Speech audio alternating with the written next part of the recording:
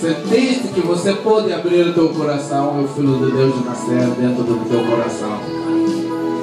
Levanta a tua mão. Vamos orar contigo.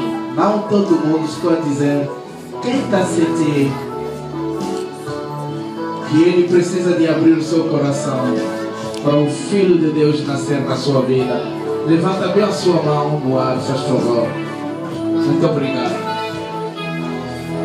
Ou você já recebeu Jesus, mas voltaste mais nas fraquezas do mundo. E hoje Jesus está pedindo um lugar no teu coração.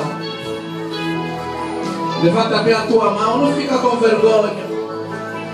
Porque são as pessoas pecadoras no teu redor. Ninguém pode te condenar. Quem está a se libertar é vencedor. Porque está a vencer algo que estava a dominar na sua vida. Por favor, sai do teu lugar, vem aqui à frente. Aleluia.